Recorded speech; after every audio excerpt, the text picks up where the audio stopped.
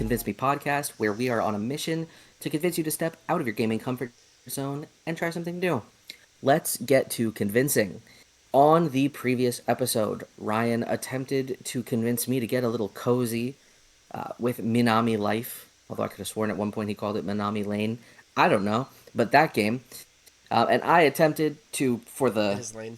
seventh, Minami Lane, huh? For the seventh or eighth time to attempt to convince Ryan to play a Metroidvania, but this one was different because it was Monster Sanctuary, and it was basically what if Pokemon was a Metroidvania. Um, I can comfortably say Ryan will say that he was convinced to try it and never will, and I can just outright say that I probably won't play a cozy game unless it sparks my interest in a big way. But still, it was. I can't even say it was a step out of my gaming comfort zone because I still played a Metroidvania, and so Boy, that's where we're at. boy, was it in line. But I mean, it's apparently a combination of like my two favorite genres, I guess. This week, however, Ryan will be attempting to convince me to play Back to the Dawn, a furry prison break love It story. is okay. And I will be attempting to convince him to play Banishers Ghosts of New Eden. What is it with you and the?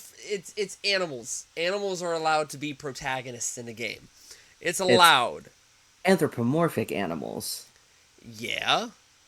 Would you would you furry would fodder. you would you like them just walking around on all fours? Because then you're playing Stray. Like, Kinda. what are we doing? Playing No. Stray. Good game, by the way. Very short, very Great sweet. game. Um, but yes, I to start off, I am very excited for what the future of where we're headed. Um, where we're headed in the gaming landscape with this upcoming August. So next month, really not that far from now, like a week from now, we're entering what I would call a cascade of potential heavy hitters. And just in August alone, right? We have Mafia, the old country, coming in like 2 weeks. Two We weeks, yeah. have Metal Gear Solid 3 Delta, and we have Lost Soul Aside. And then there's Echoes of the End, which is Mm-hmm. I don't know what that's going to be. And so one of the things that lets you tackle your backlog is a handheld device because you can play it on the go, you can play it anywhere in your house, right? And with Xbox having announced the Rogue Ally X and the PlayStation Portal kind of getting some life, and then obviously you have the Switch 2, and PC handheld gaming as a whole coming up. Darren, my question for you is if you were to think of a company to make the next gen handheld, truly next gen handheld, who do you think it would be? So let's clarify something first. Are we talking about a handheld as in something that is like what we're used to? Like it has its own set of games made for it, it's its own platform. Yes. Okay, so we're not just talking about the means of basically a handheld. I'm not talking about a We're handheld not. PS5. Like that's not what I mean Okay. because that's existed even as far back as the Vita because you could remote play using the Vita. That's not next gen. I'm talking about something like going from I'm trying to think of the biggest handheld. Going from the 3DS to a Switch, right? Like that's a decent jump. The 3DS was strong. It had its capabilities. Obviously, you had 3D, which 3D with no glasses is crazy. But going from that to what the Switch was able to do, that's a big leap. So, what company do you truly think could make that leap of not just a remote play console? Because that's whatever. But a console that is its own thing with its own games and is truly next gen. So are we not going to consider the Switch to a handheld console? You are. If you think it's Nintendo, then Nintendo. that's your answer. But I'm just wondering, do you think Nintendo is the company to make a truly next gen handheld? So I mean, yes, Nintendo would be the company, just because they already have the pedigree. They have some of the greatest selling consoles of all times, and they're their handhelds, right? The DS is one of the greatest selling consoles of all time. The Game Boy Advance was, prior to the Switch 2, the fastest selling American console, I believe. It might have been Japan. It's one of the two. Prior to the Switch 2, absolutely now decimating it sales numbers wise. True. But even then, we look at all the lost IPs that they have that were native to those platforms specifically, and they already have it. All they'd have to do is revive some of these IPs in a modern infrastructure, and money will pretty much print itself. Now, that does feel like the easy answer, so I will say the other company that I feel is the more likely to produce a handheld console is PlayStation or Sony, for the same reasons. Right? The I PlayStation Portable was already an incredible console, and it had a lot of native IPs. We had the Vita, which still to me is ahead of its time and still belongs on my biggest gaming disappointment of all time, just because it didn't get really any first party support, let alone third party support that it should have had, for as great of a console as it was. And that brings into a rumor I actually read today, which is as of yet completely unsubstantiated. So I wasn't going to really bring any credence to it prior to finding out about this conversation.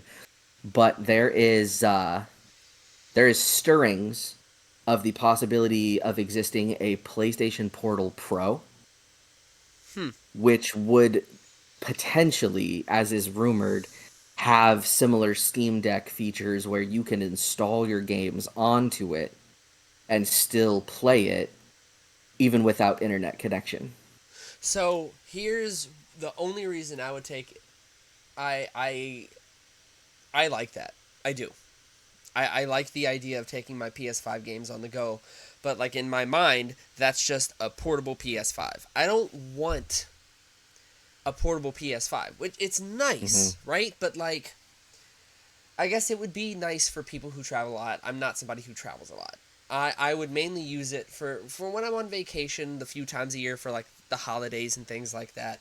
But it would Mm-hmm. mainly be used so that way I wouldn't be confined to where my PS5 is. I could play it anywhere because when I'm in bed and Mm-hmm. I'm trying to wind down for the night, I'm not going in the basement where the gaming stuff is. I'm not going to do that because one, that'll probably wake me up and make it harder to fall asleep, and two, half the Mm-hmm. time I'm too tired to go do that anyway. Sure. So I think Nintendo has the creativity because I mean I can't think of another company that would be able to do what the Switch is capable of, where whether it's docked to the TV, it so naturally goes from TV to handheld. Like that is a Nintendo polish right there, right? I would want something that is the Switches. I'm not going to say specifically say Switch 2 because the Switch is capable, but the Switch's creativity with the PS5's power, right? I think Sony is capable of that. Nintendo set the blueprint. They have set the blueprint. But Sony has as you pretty much took my talking points word for word because I go back to the Vita. If the Vita had gotten the right support, dude, the Vita was incredible for what it was at the time. And now with modern hardware and software, like who knows what they could do? Because I want games that people can be creative with. Because the main issue you run into with a Nintendo handheld is your first party games. Like when you think of first party Nintendo, you think of three characters: Donkey Kong, Mario, Link. Like they have more. Yes, they have Metroid. They have more. But when you think of mainline, like, oh, there's a new Nintendo console coming out, I know what games they're going to get.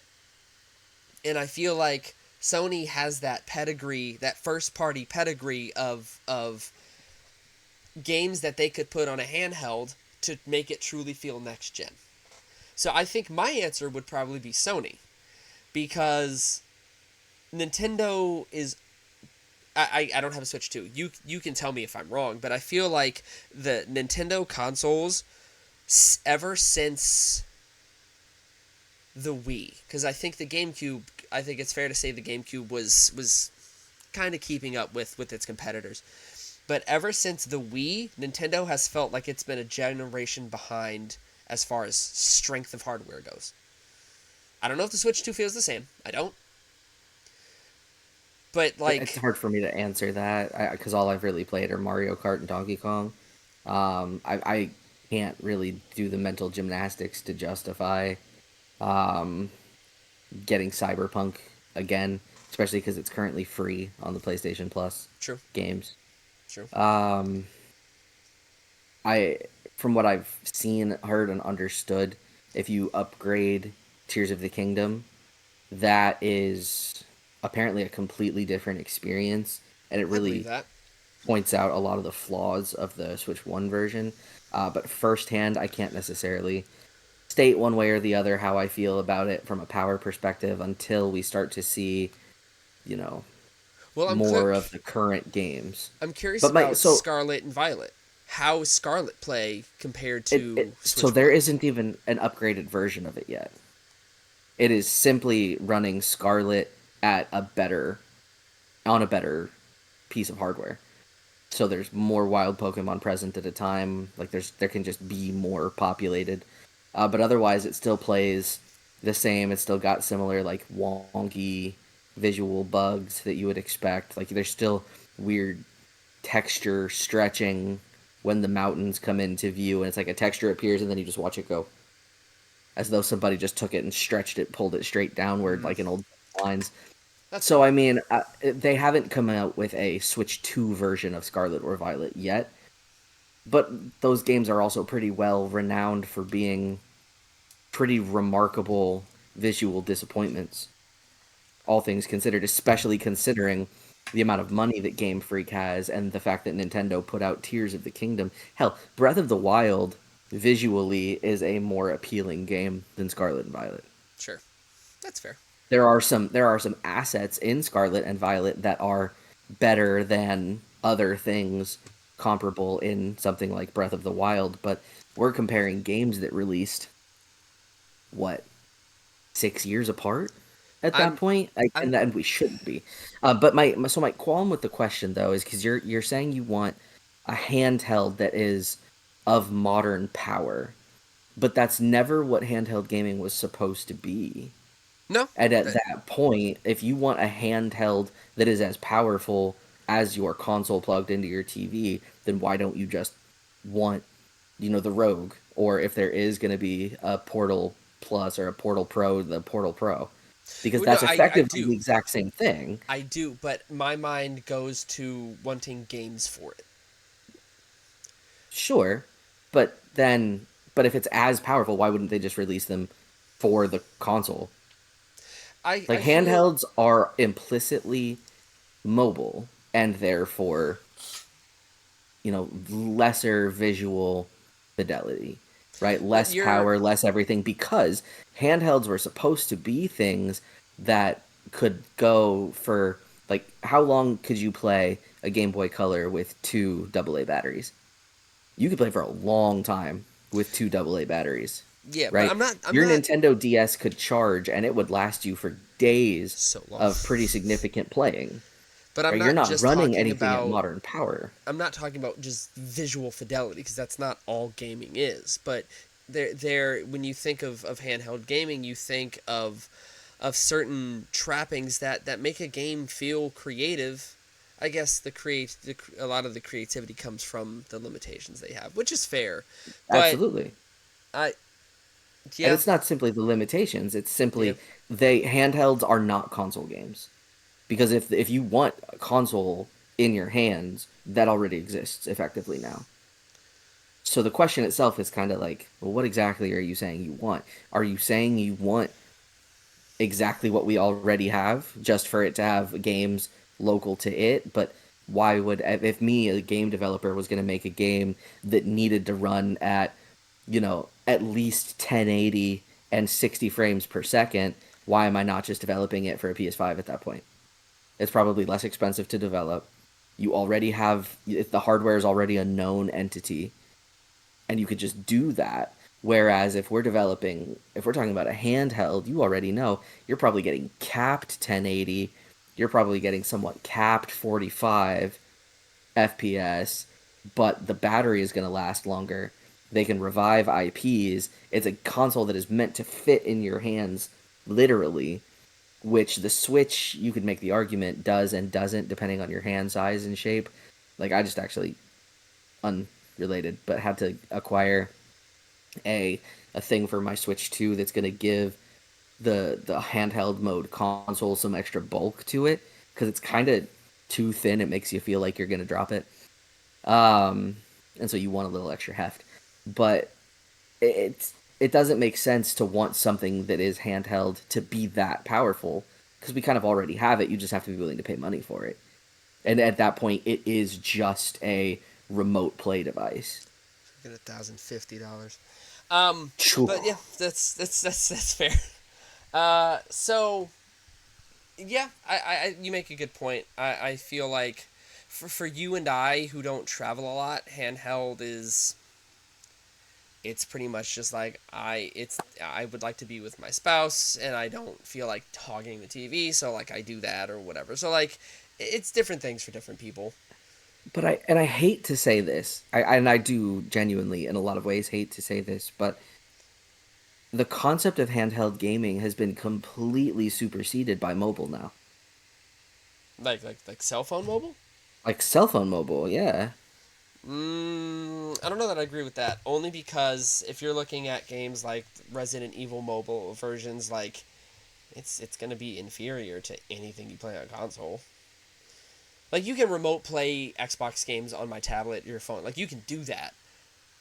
And if you connect like your a controller to it wirelessly, then sure. But that's entirely dependent on how good your data. If you don't have unlimited data and you're not in Wi-Fi, you ain't doing that. Yeah, but at the same time, like mobile gaming can give you anything you wanted. Do you want a turn-based RPG? It's there. Do you want a third-person action RPG with incredible visuals? Take your pick. Give me an example. Wuthering Waves, any Hoyoverse game. That's a gotcha though. You know, That's not a it's complete like true, but you single don't. player experience. It is though. Not You can play through it without using any of the gotcha mechanics. sure, but you're going to be missing out. You can't get complete content without spending a decent amount of money. It's gambling That's after not all. Like true. let's be honest. Not true at all. Not true at all. Those games give you enough currency in game that if you just want to play the game and you don't care about like high ranking any of the ranking dungeons to get those rewards, okay, play the But game. you're not going to get all the characters. Is my point. Who cares? The Some point people of it, do. sure, but then they're falling into the gotcha mechanics. If you are looking at this purely as a can you play this game as a single player RPG experience? Yes, you can. You absolutely can. Is it going to be more difficult? Sure. Does it benefit having something like a backbone or using a controller Bluetoothing onto your phone? 100%. But you can still do it. We're not asking the question of like how great is it relative to a console experience. It's can you, can't you? And yes, you can. You can, Right? but at the same time, it's only like if you're talking about like mainline games, you're looking at like 4 games. You're looking at Yeah, but Wuthering they're great, Waves, great Genshin, games. Honkai, and I'm sure there's 2 Honkai, Star Rail and Third Impact. Like you're looking at like 4 games, but they're great. They're the budget and the art direction and all the way the game is really beautiful and well done, but it's still only 4 games. Would you like to know how long to beat says it will take you to beat Genshin Impact, just the story and related side story quests? How long? 50 to 60 hours. Yeah, That is a free game that you can play on your phone. 4 games. I would say it's improved from what it used to be, but like I'm not going to say it's supersede. You're not going to tell me that those games have superseded Switch games. Of course not. But I am going to say that they could supersede a Game Boy Color game. Well, that's not fair. Of course it is. We're having a conversation. We're having a conversation about mobile or of handheld gaming.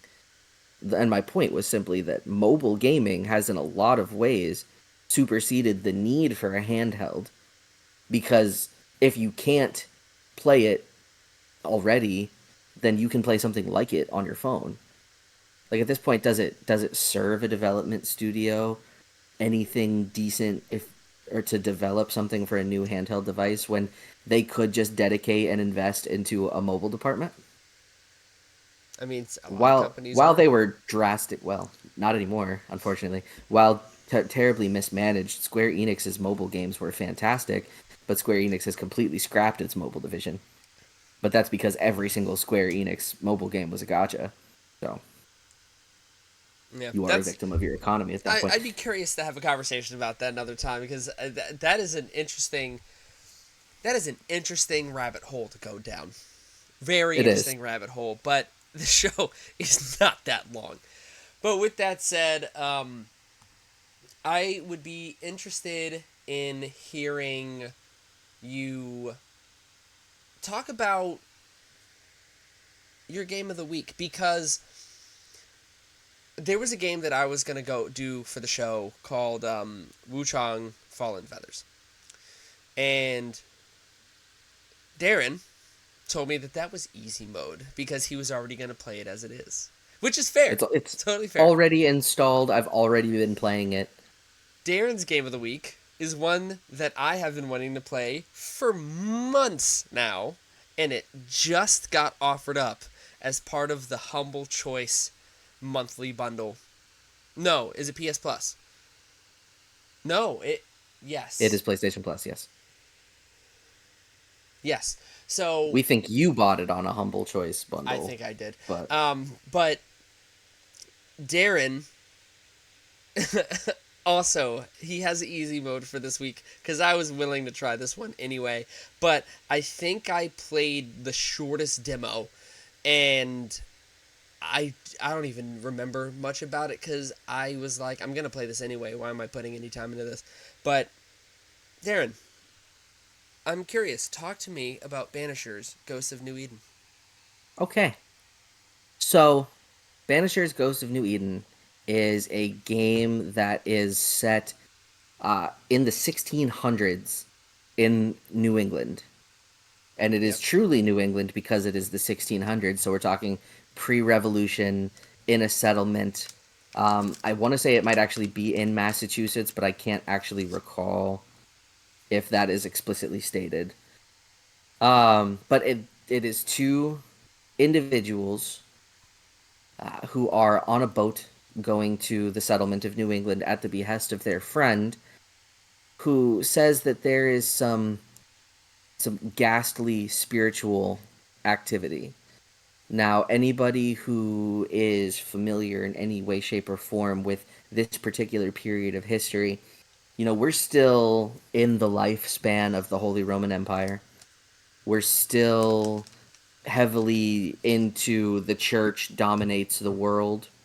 And so the concept of something along the lines of um, spirits or ghosts or anything of the like implicitly becomes something that is an affront to God in some way, Mm-hmm. right? Understood that's simply what the point in history was. And so you take on the roles of two individuals, a Scotsman by the name of Red, and of course the other thing is Ryan's food wrapper that is the loudest thing known to man. I didn't think it was going Um, through. Sorry. oh, it's the loudest thing ever. And his wife, Antea, and they have been called to the settlement to try to help their friend who is the priest or the pastor of the town try to figure out exactly what's going on. When they arrive, they are promptly met with weird like wraith husk type things that start trying to attack them on their way into the city from the dock. And that already is kind of strange because obviously that's not supposed to happen. There's supposed to be people who live here. But they make it into the city only to find out that in the time it took them to receive the letter from their friend, get on a boat across the Atlantic, and make it there, their friend has died. Mm. And so the story launches out into something I did not expect this game to be in any way, shape, or form, with a pretty well constructed mystery solving component, because you have to try to figure out how and why your friend, your compatriot who sent you here, died. And so the first thing you do is you have to go and you investigate the house of his widow. And you're having conversations about his widow who feels like his ghost is still present. And so you have to figure out, okay, well, what possible clues can we discover that are manifesting his physical ties to this realm and are keeping him from being able to pass on? And then how do we get him to pass on? Because we know our job implicitly, and I cannot recall the name of what they actually are. I guess they're called banishers. Um, Banishers' jobs are to banish ghosts and spirits to the next realm. But banishing is implicitly a negative action, right? You are forcibly removing a spirit from this realm. And you learn a little bit more about that in a bit. But you have to figure out how to get your friend off of this plane because he is technically not supposed to be there because he has died and needs to pass on. And the only way that ghosts can stay in that realm is they have to feast on essence, effectively, of living beings, which means killing people and harvesting their life energy to stay on this plane. But then you become more powerful over time and you lose your sense of self. So it's this weird balance. But the clues that you end up finding, you learn, you know, his wife never made it to his funeral because she was too sad to actually be there and it was too hard on her mentally. Um, and so those ties and the guilt of her not being able to make it to the funeral have kept him here in part. But you learn pretty quickly that he was investigating a much more powerful spirit, and you learn that this colony of New Eden has been plunged into an almost eternal winter, which is why everybody has either died of illness or died of famine because they can't grow anything. So the you said that you had to fight wraiths. You had to fight something when you got there. So there were little wraiths, yeah. We'll come back to that. Hold that Okay. thought. Okay. Okay. Fair enough. Um, like more like husks, not wraiths. Mm-hmm. Like your typical zombie esque thing. Um, Through more clue finding, you investigate the area where your friend was actually killed by this spirit that is haunting the area. You learn that it's possible that he has stumbled upon a mythological in the Banishers realm and lore, uh, like an over deity as far as wraiths go, called a nightmare. And you learn that the settlers of the town every single night are having really terrible, vivid dreams. Events happen, things speed up. I don't necessarily want to spoil the main thing, but it effectively becomes the impetus of the game. Something happens, Gotcha. and Red and Antea get brought into where the nightmare is, which is of course the church, because why wouldn't it be? Um, and you are, before you have any real combat tutorial, thrown into a boss fight Oh. where you are having to fight the nightmare, who absolutely wrecks your soul. Okay. But it doesn't wreck your soul until you get it through its first phase. So you still have to get through its first phase without embarrassing yourself. Um, Fortunately, I did that on first try, so it was great. Look at you go. Um, I know. What can I say? I'm a gamer.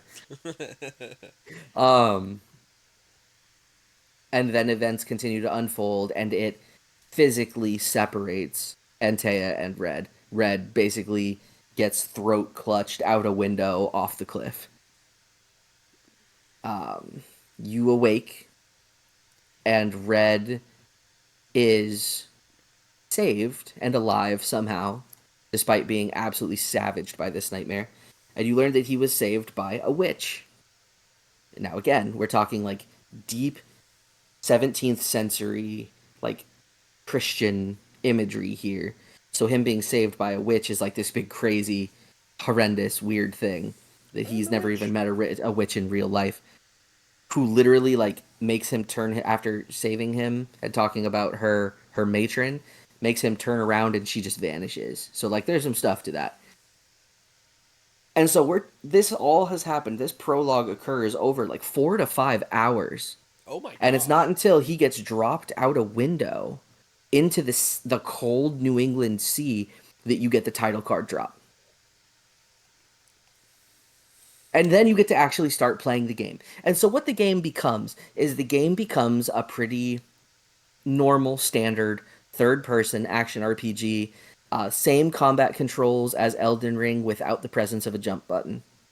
Oh. So or light attack R1, heavy attack R2. Um, L2 will actually bring up a reticle to aim your gun because you fight with a sword in one hand and a gun in the other. I believe they call it your firebrand. Like Bloodborne? Yeah, Hmm. similar, but it has an aim and a shoot mechanic to it. So L2 brings up the reticle, R2 will then shoot it when Okay. aiming, and then you eventually acquire powers that get mapped to L1. Um, Dodge rolls, of course, and take your pick. There's parry timing, of course, as you'd expect. So pretty standard fare as far as all that goes. Yeah. But then you get the opportunity to find materials. So you find materials that you need that will help you perform certain banishings that you're able to do. Because as you were getting to the climax of everything with your friend, you had the opportunity to banish him or help him ascend, which again would likely mean you're not kicking him out, you're helping him pass on to whatever is next for him afterwards. Which, Um, you said this game last week. I don't know if you mentioned it this week is by Don't Nod. Yes? yep, yep. And this, what I believe, from what I understood back when I was reading up on this game months ago, I think years ago at this point, Hmm. um, you get choices of doing certain things with these wraiths, like ways to Yes. handle them, which is a And lot like they in Vampire. and every one of those choices matters and Yes. affects your story as a whole. Yes. Yes, And in yes, they did do Vampire, Vampire. you had the option of basically you could drink the blood of different people and it would make you incredibly powerful. It was a huge boon to yourself if you did it, but there was a mystery at the heart of it that, and killing certain people would affect your ability to find out the total mystery. There would be pieces missing. Is that semi what Hard you to get say here? yet. Hard to say the extent of it. But I could see it easily because in the tutorial slash prologue, they only gave you like they showed you the choices you would have, but you only had the materials to make one choice. Sure. I could Wait. easily Okay. see how some of those choices, because like each one of the selections to how to help a spirit move on required different materials you would find in the world.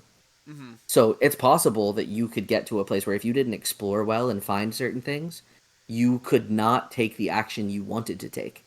Is it one of those things where you could just like be like, "Oh snap! I don't have the stuff. Let me just back out of this dialogue real quick and go get it," or you like you got to make a decision then and there? Ooh, As far as I understand, you have to make one right then and there. But you know they're coming. So like sure. I'm pretty sure the materials are standard across the board for what you need to do those things. So you just if you keep up with your inventory, it should be fine. I do not know if that is actually the case. I didn't get far enough into it to have that matter again. But um so at its core it almost feels as though this is two different games where there's the mystery solving component to helping spirits pass on mixed in with souls like action RPG mechanics. When you say Not RPG, punishingly difficult. There's a skill tree. yeah, always a skill tree. Of course, there's a skill tree. But then there's also each piece of equipment you pick up. There's other materials that help you craft it, like on the spot. But you just have to be at one of the save points to do it.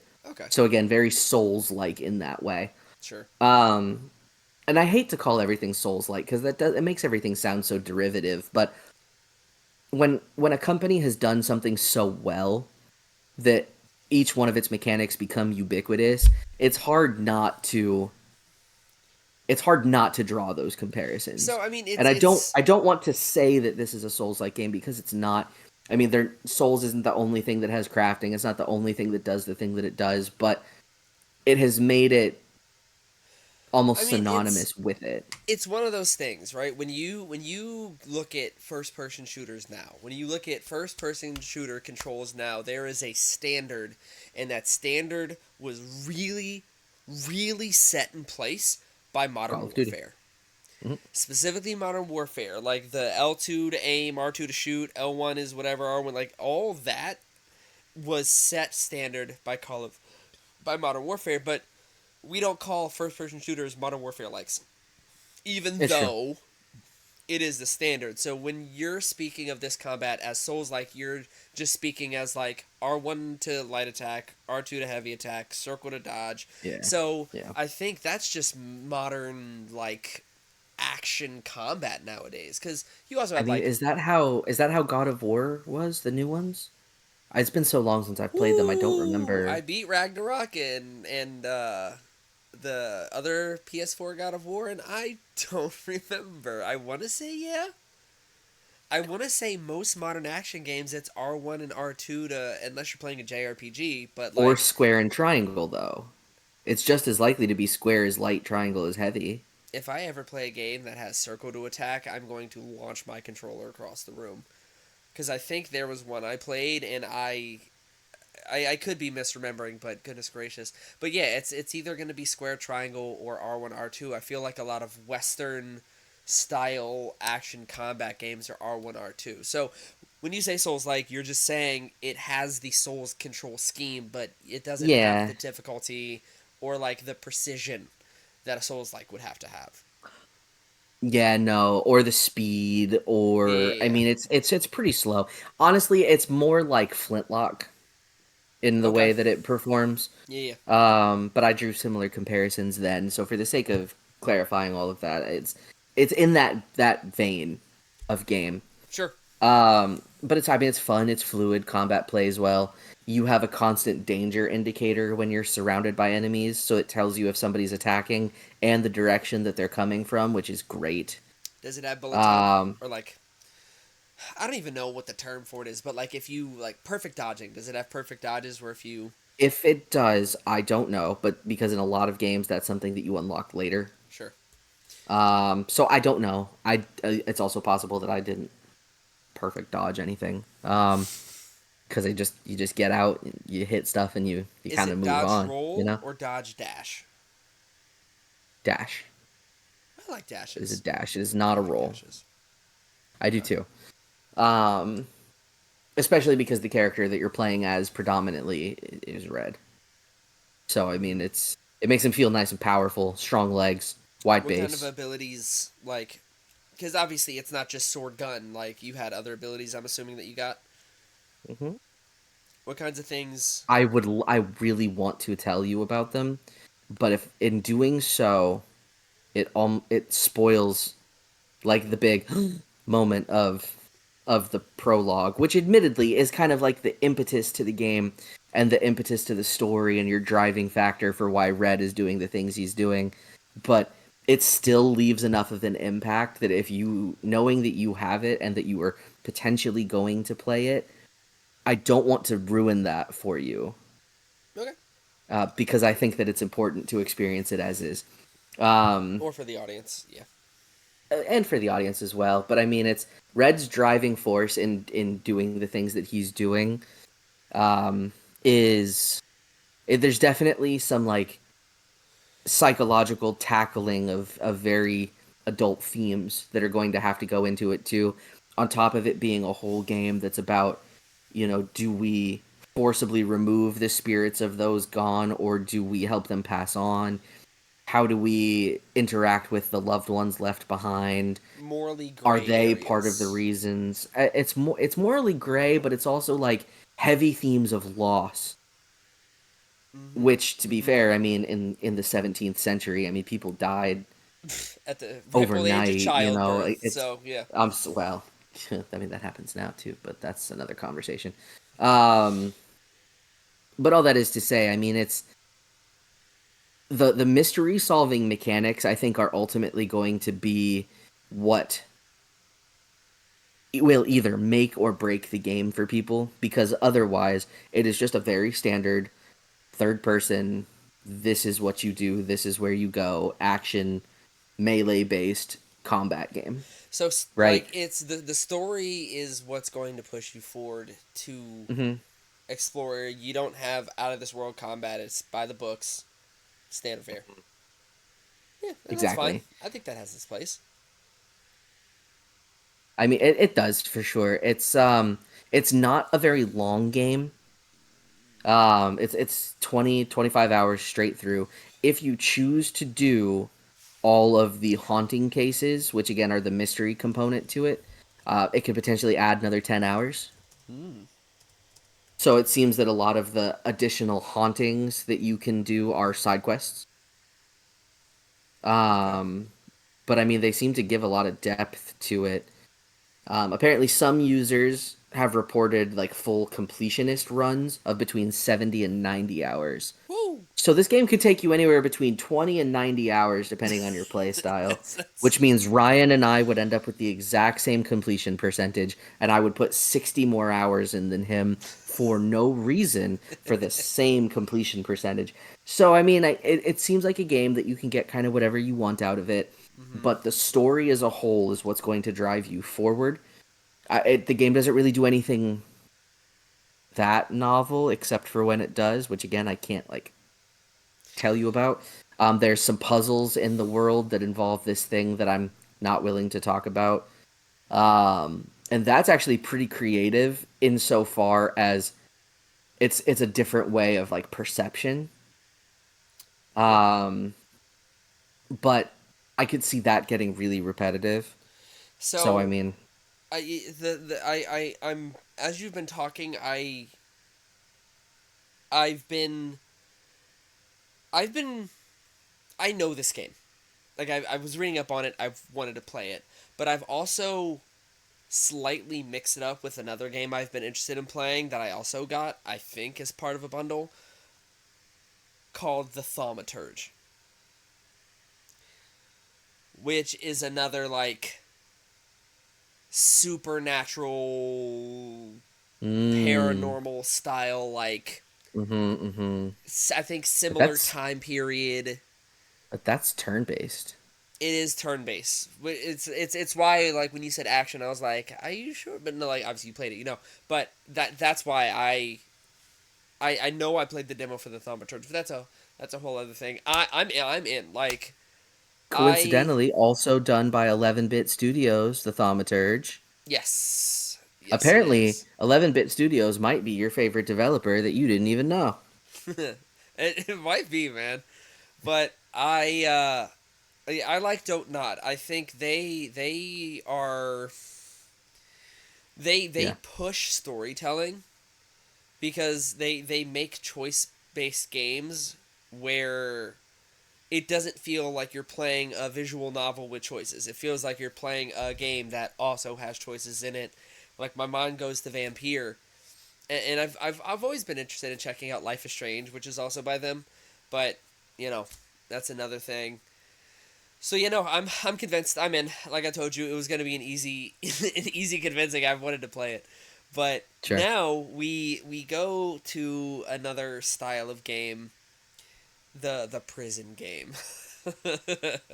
So Back to the Dawn by Metalhead Games, which is a company that has made a few other games. I think like three, but two of them are prison games called Inmates and Innkeepers, and then a game called Ultimate Prison Life. I don't know anything about them. I just know this game because it was on Game Pass. as advertised is coming soon, and then it released just about a week ago. Um, and so this game is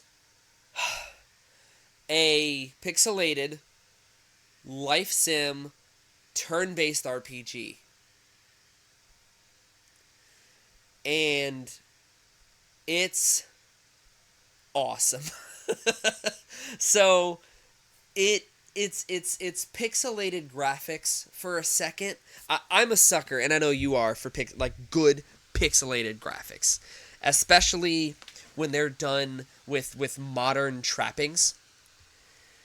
And I my mind goes to like Octopath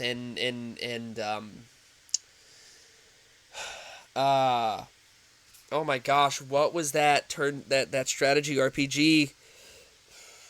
Unicorn That Overlord. Unicorn Overload 2, but no, that's Vanillaware. This is a game. Oh my gosh, I beat it. You have it. It was the strategy RPG, pixelated strategy RPG that came out not that long ago. Ah, Unicorn Overlord. no, I'm gonna be real mad when I see it. I'm gonna be real mad when I see it. Tactics Ogre. No, Final Fantasy Tactics. it's not Final Fantasy, but it was inspired by Final Fantasy.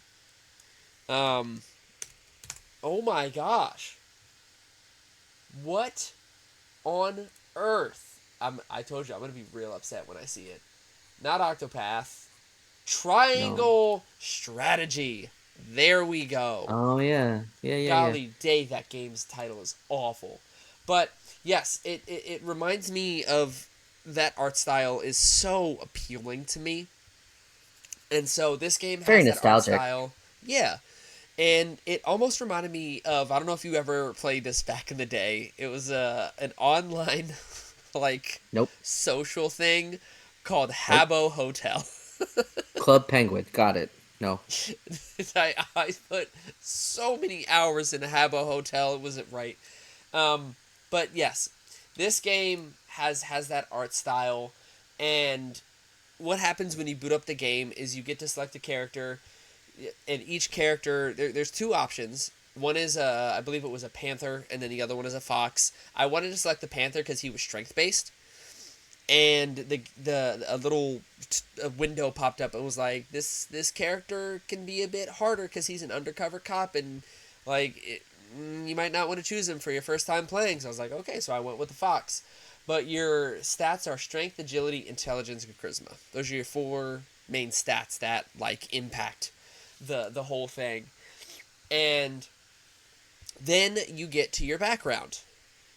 And you the backgrounds gives you different buffs and debuffs. I chose to be a journalist. And so each background, it seems, plays a role in how you get into the prison. I wanted to do, which is what I normally do, which is the opposite of what you do, went with a charismatic, silver-tongued character that could try and charisma his way out of any situation. And so you select your character, game starts, and it's comic style cutscene. Like you look like you're reading comic panels that like fly up onto the screen to show you the action of what's happening next. So you're Fox, and my background. I don't know if this is every background, but the one what happened when the game started was I was investigating a power plant, and that power plant is leaking, causing people to get sick. This power plant has connections to very powerful people who want you to stop investigating the story. So you go to this cafe, and you meet with this guy who's like, "Hey, we'll give you this money to stop investigating this thing." Just for funsies, I took it. Game ended. Game was over. I saw the credits. And then it took me back to the beginning. I pressed continue, and it took me back to that scene, and I made the choice to turn down the money. So then, yeah, decline the offer, and then as you leave, you're accosted by some dudes who some cops, who come up to your car and is like, we've been notified that you have drugs or illegal substances in your car, and your character is naturally like, no. So they search your car, they find some stuff. So you go to jail. So you get into prison, and this is the game. You're in prison, and you have to survive there until you can hopefully get out. So you go to head count, and you learn that you can get a job, and that gives you basically credits, and you can use credits to do different things, to unlock more things at the store you can buy, to unlock better paying jobs, because naturally you need money. The first job you start out with is ironing clothes, and let me tell you, dude, I had so much fun doing this minigame, because what the minigame was, have you ever seen the reels where they go up to different athletes and they're like, stop this clock at 3 seconds, or stop this clock at 5 seconds, and they have to like blindly press start, count the time, and then stop it to try and get as close to a Don't, certain amount of time as possible? don't say you like doing household things. Your wife listens to this. Oh, dude, who do you think is the reason this house is Don't, even half as clean as it is? It's because don't, of me. don't. You're setting yourself up. Also, Audience, don't set yourself up for these things. I wasn't actually doing laundry, I was counting. But the mini, I also, dude, I love making the house look neater as much as I can. I won't show you the basement, but the mini game was you hit right trigger, and like you either do pants, shirts, or I can't remember what the other item, like a headband or something like that, and it's each thing takes a different amount of time. So what you have to do is you have to start a watch, and the first 3 seconds it gives you an auditory cue, and you can see the timer, and then the timer vanishes, and you have to mentally count to get to that time. And the closer you are to that time, the more you get paid. If you're too far off, they dock your pay. If you're kind of close, they give you regular pay, and if you're super close, they give you extra money. And you can just do that. If you do it 3 times, like if you do 3 shifts, then you get the option to just have him do it automatically. You don't get as much money, but you don't have to worry about spending the time counting each item of clothing. So you just get a quick way to make some money. Let me tell you, I got 0.01 seconds away from being right on the money with one of my articles of clothing, and it was actually fun. I enjoyed playing that mini game because it was so simple, and it was just a fun thing to do. So I'm a sucker for a mini game that is its own game. That's like its own thing that you can genuinely enjoy doing. Obviously, a mini game is a game. Shut up. But you you get your credits, and then you go out, and then after the work hours are done, it's recreation time, and then you go out onto where recreation time happens, which is the yard or whatever, and there's a bunch of things you can do out there. There's a weight room area where you can go, and you find out that there's 3 gangs in this prison, and you have the option of doing quests for them to build up your rank within that gang to eventually join it. And so each gang has its own areas. There was one gang that had a hold of the weight room, the weight area. So if you weren't part of that gang, you had to pay money to work out to get your strength up. Or the movie room. If you're part of a gang, you can go into the movie room, I think, cheaper. I didn't get to the I didn't get to the point where I was able to join a gang. I just did the initial quest for each gang. And you also learn that you can befriend everybody in the prison and build bonds with every person in the prison. And if you get your bond high enough with these people, you can give them gifts. And if it's high enough, you can buy things from them to the point where you can actually just straight up buy the things that they're wearing. Because there are equipment, there are things that they're wearing that gives you different buffs. So you might want to build up a bond with this one character who has a really useful, like a shirt with some passives that you might want. So you can befriend him and buy it from him. And so you also get skills. There's not necessarily a skill tree. You just unlock skills by doing certain things.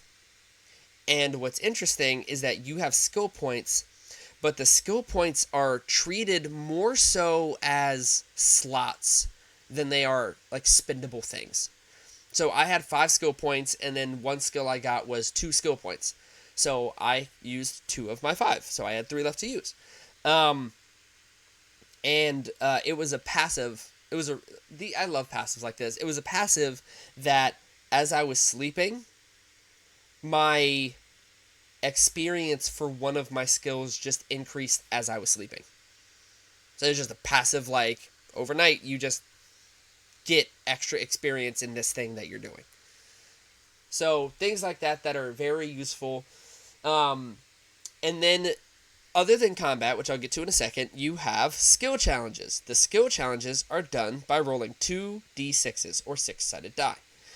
You're given basically a DC or a number to meet, and then you roll the die. And depending on how good you are with certain skills, you get a bonus to that. So there was one skill I was rolling, I don't remember what it was, but I had a 4 plus whatever 2d6 was, and I had to get to a certain amount. And so if you don't meet the roll, you have 2 options. I was playing on the easier mode just because I really wanted to see more of the game since I knew I had limited time. And so you had 2 options. You had like fate points, which you could spend a certain amount of points to add to your score, and if it helped you meet it, then you were good. Or you could spend all your points and re-roll the entire roll. So you have the option of doing different things to help you make the DC. And then you have your turn-based combat. And your turn-based combat is attack or use skills. I didn't learn any skills. I wasn't sure how to learn skills.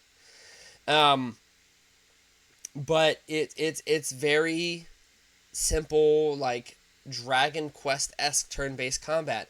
I don't know if I would assume you probably can, but I didn't get to a point where I had multiple party members. It was just me fighting. I don't know if you get to a point where you have people fighting with you. This game comes across as the kind of game where you could have, if you befriended somebody, you could probably have anybody that you befriended fight with you. I don't know. Mm. And yeah, everything was interactable. And it was just, we talk about fun factor. It was just a fun game to play. Like I've decided. So as we're recording this, Wushang Fallen Feathers is out. I started it, and I think I've learned that like at this current moment in time, I don't really feel like playing a Souls-like. I that's just not what I want right now. And so I think I've decided that I think I might play this. Like as really? I think I might just play this as my game until I feel like playing something else. Because it's so I looked up how long to beat. I was curious, and the main story is about 20 hours. Main plus side stuff is 26. So it's not crazy long. And the game is as open-ended as you want it to be.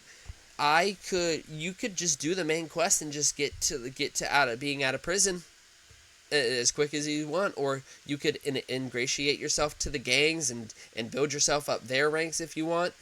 Obviously, I'm going to assume there comes a point where you have to like pick a gang to truly be affiliated with once you reach certain levels within the gang, I'm assuming. But yeah, this like it was just fun. And I have 2 weeks to kill until Mafia comes out, so like what else am I going to play? True. Very true. So it's just a good time. The graphics are aesthetically pleasing. It's just a fun time. I mean, there's nothing wrong with that.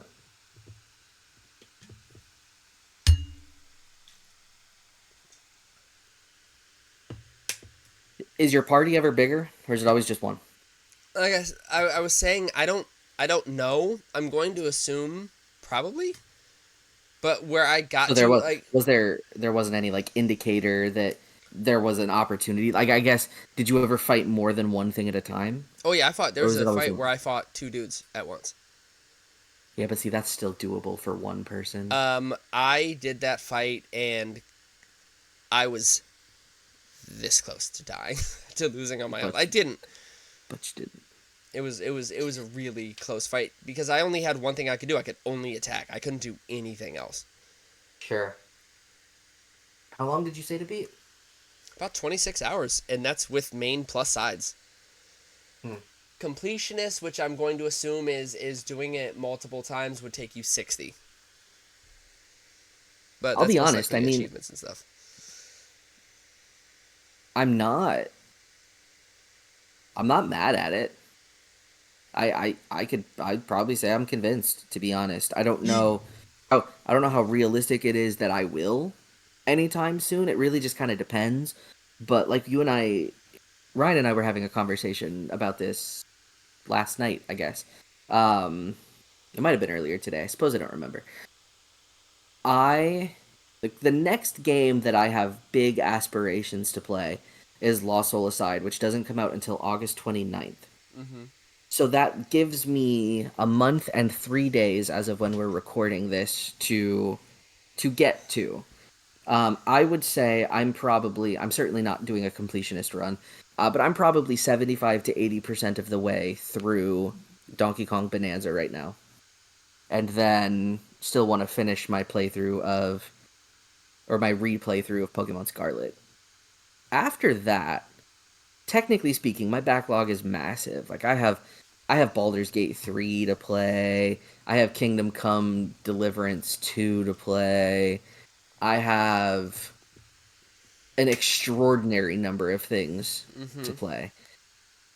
But it fills an interesting void in the sense that between the amount of things that I still have left to do in all of the things that I'm playing and the amount of work that I do, I probably realistically have 2 weekends left to play. That being said, preseason football does start in exactly 5 days as of recording this, which is fantastic. So like, let's go Coes.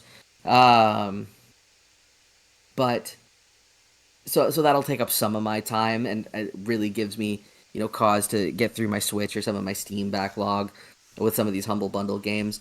But there's definitely a place for a game like this because it is a Game Pass game, and as long as it is also available on PC Game Pass, then I can play it on the Legion that I have, Mm-hmm. which is fantastic. Um, so I mean, yeah, why not? I love a good turn-based RPG, especially if there's compelling enough story and mechanics to get you going. It's part of the reason why games like Expedition 33 have done so phenomenally Mm-hmm. because it's the time of a turn-based RPG was just so good, and I don't think we realized how good we had it because everybody was still kind of refining the action real-time combat thing to make it viable. That I think we've let go of some of the there's certain things you can only do with a turn-based game. For sure. And if you are someone who enjoys RPGs, then a turn-based RPG is potentially the purest form to me of an RPG. One, because that's how they started, right? But two, because there's such RPGs used to be strategic in nature, Yeah. right? Aside from the strategy RPG genre, RPGs used to be strategic because you had to plan your party ahead of time. You had to set your skills ahead of time. You had to really think about like synergy and things like that.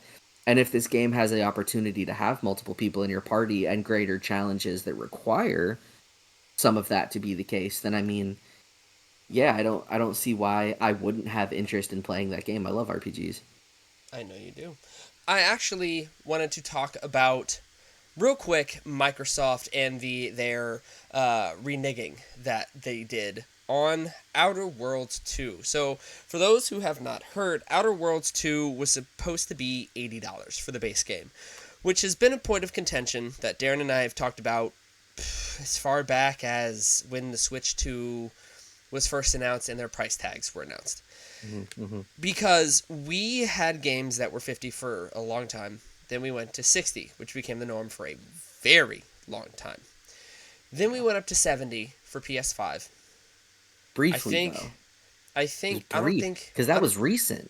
I don't think PS4 was 60. No, I mean PS4 wasn't 70 at any point. So, yeah, PS5 was 70, and then we immediately made the jump to 80 just a few years after going from 60 to 70.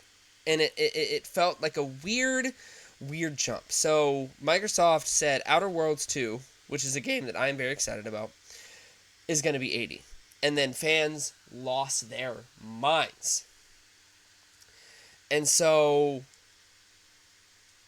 they came out and said, our bad, we're going to take it back down to 70. So what that tells me is if it was truly impossible for them to make games without them being $80, or if there was no way for them to make games without them being $80, there's no way Microsoft would have been able to pull this off. So what that tells me is that games are still completely viable at $70. Otherwise, there's no way they could have gone down to 70, right? Not only that, they're in talks to anybody who has pre-ordered it at $80 will be getting partial refunds for what they've already spent. So they're making good on that across the board, which is commercially crazy to consider, to be honest. Especially from a logistics perspective. I mean, if I pre-ordered a game for $80 through GameStop, God forbid, but if you did, is the refund then $10 from Microsoft or $10 from GameStop? I mean, are they going to take that extra $10 out of the retailer's hands? I don't know how they'll do it, but here's the first issue. Don't pre-order. Stop pre-ordering. Don't do it. There hasn't been a good pre-order bonus in such a long time. But you know why pre-orders came about. Because before we had digital storefronts like we do now, there was a high likelihood that a certain, like the new high-profile games would be sold out. They'd be gone. You couldn't get them anywhere. With the digital storefront, that's not a thing anymore. Pre-ordering doesn't do anything for you unless you're getting a collector's edition, a premium edition. You're getting something that's truly limited. Otherwise, there is no reason to pre-order, period. The pre-order bonuses aren't worth it anymore. They're not. I respectfully disagree for one reason, and that is because AA studios are becoming so much more prevalent that pre-orders give them a realistic idea of how much they're going to ship out anyway. And the perfect example of this is, how many physical copies of Expedition 33 have you seen? I haven't I looked. have seen 0. I look every time I go through Target, every time I go through a Walmart, anytime I go through a Best Buy. I have seen 0 physical editions. That's fine. Of Expedition 33. It's you can not. buy it digitally. Yeah, but I don't want to buy it digitally. I want to own it physically forever. Digitally goes directly to the developer, because if you make a physical copy, that's gonna cost that costs them more money. Yeah, Digital, it's just they get the money, and that's fine. You're telling me you can't go on like Amazon or something and just get it? Physical editions of Expedition 33 barely exist. You probably can. It's probably resale though.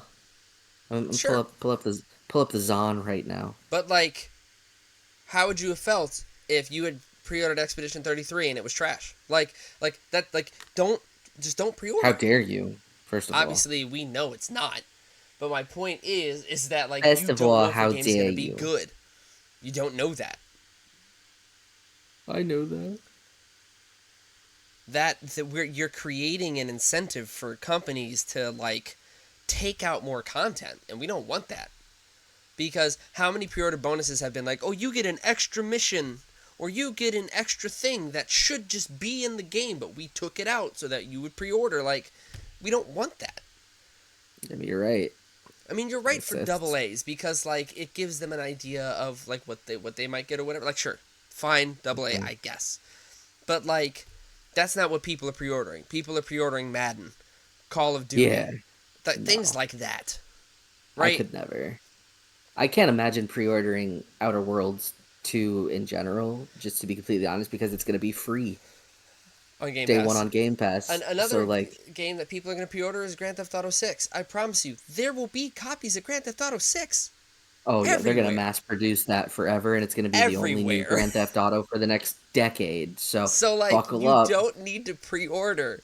But anyway, No. that's whatever. But yes, the fact that Microsoft lowered their prices is freaking it's bigger than I think we will hear much about, because that tells us that 70 is viable. I think, unless they're purposely operating at a loss, which we know Microsoft isn't going to do. No. And not only that, I mean, I suspect not only is it not going to get talked about, but it will be hushed because I don't think that other developers want that to be made known. I mean, Wo Chang is $50 new, and that is an anticipated game that people are very excited about, Back to the and it Dawn, is new. $20. Yeah, $20. Brand new. yeah. But we talk about pre-ordering games. Darren, this one's gonna sting. What? What you Anthem is doing? officially Oh, dying. So for those who've forgotten or don't know, Darren was there was once upon a time where a naive Darren was wildly excited. Rightfully so, because it was BioWare. The prolific creators of Mass Effect, right? And Jade Empire and a bunch of other good games. Were teasing they were teasing a game called Anthem, which was going to be like this big deal. Mech, third person flying armor suit shooter, whatever, right? BioWare. Darren, did you pre-order that game? yep. And then it comes out, and it is pretty universally panned.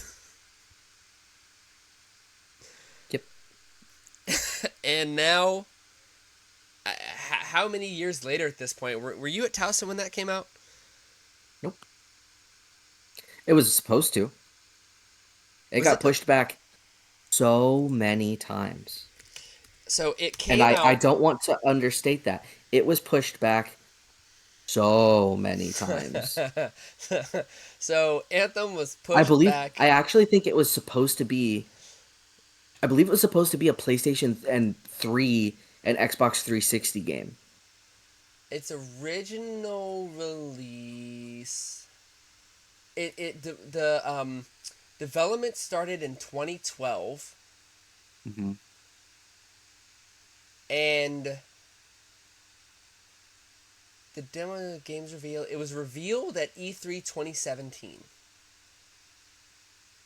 and it was supposed to. Okay, so its original release was Q4 of 2018. Its inevitable release was February of 2019. So it was pushed back a quarter. Not offensively bad. So it was pushed back, but it was released to a giant womp womp. And Darren beat it. You're one of the few people that beat the game. Because you were determined that it was going to be good. And you, even mid playing it, were like, Ryan, dude, this joint's awesome. You got to hop on it. And I was like, I don't know, man. I don't know that like the I I will stand by that the game was a lot of fun sure, and that it played well it's of and course. everything about it. It was a good game. And the biggest problem that Anthem had was that it was made by BioWare, who completely abandoned it post launch, had no plans of supporting it past what they did. It was supposed to be And live in service, right? reality, it was. Yes, it was. It was supposed to be BioWare's Destiny. Stop making live service games. For those who don't know live service games are supposed to be these games that last in perpetuity and people throw updates at it and sometimes they'll charge things. I think a perfect example of a good live service game. You have No Destiny Man's 1. Sky. No Man's Sky is the ideal live service game because they constantly release things. I think there's like I think you can pay for the expansions or something. I don't think all of them are free. But you can buy the expansions that truly alter the game and the way it's played. And then you have your Suicide Squad Killed the Justice League. which is a game that is now completely dead. So you have, your two sides. And I feel like Anthem was the Suicide Squad Killed the Justice League. It was your, like... I don't know if they didn't know what to do with it. I don't know if they didn't have a plan for it. Like, I don't know what they were going to do. I mean, I think it's all of it, right? I don't think they had a plan for it. I don't know. I don't know what they thought. They didn't. I That's the the, problem. that's They exactly didn't. what it is. But it's leaving the Game Pass Probably because it's availability gonna in die. August, and the servers are closing permanently in January of 26. So it lasted 7 years almost. But Seven did it? years. But But yeah, did but it? did it? I don't know. But with So my that question said, then becomes, if okay. they take down the servers, obviously we're not going to have the online stuff, but Yeah, like yeah. I own the disc. Can I That's still play the story? that is a whole thing. There is a petition for stop killing games. We could talk about that. That's a whole thing. That's a whole thing that I will not get into right now because that's a pretty hot topic right now. But I hope you've enjoyed the episode. We hope that you have been at least somewhat convinced to try one of our games, which are one is available on Game Pass, one is available on PS Plus, Hmm. and with that said, next time will be another regular episode where Hmm. I will be convincing Darren to try Wild Frost. From what I've seen of it, I'm going in completely blind other than a couple images I've seen. It looks like it might be a roguelike. I don't know. I think it's a deck builder. Might be a deck builder roguelike. I don't know. But I think so. the only other game by this company, I believe it was Deadpan Games, is what I believe it was. Yes, Deadpan Games. The only other game that I have seen by them when I looked them up was a game called Cave Blazers. I don't really know anything about it, so it seems like this developer is fairly new. So that is what I will be trying next time. And Darren, what are you going to be playing next time? And I will be playing the much anticipated High on Life by Squanch Games. Squanch Games, of course, noted for Trover Saves the Universe, which I'm sure so many people have heard of. But Squanch Games was founded by the writers and creators of Rick and Morty. So I expect a lovely degree of irreverent humor that will tickle the bones, both funny and not. And I'm I'm looking looking forward forward. to it. I'm I don't want to put preconceived things in your head. I'm curious to hear what you'll say. But with that said, please look us up on any platform. Convince Me Gaming, Convince Me Media. I'm sure you'll find us. We love getting feedback. We love hearing from people.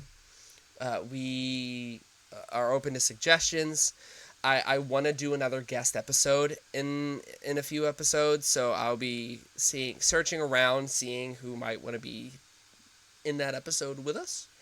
And with that said, thank you for giving any time that you've given to us, listening to us ramble and talk. Just two friends chilling hundreds of miles apart, just chatting about games, you know, soon to be thousands. But that's neither here nor there. Darren, there's a question that we have for the audience. What could it be? Are you convinced yet? Not yet.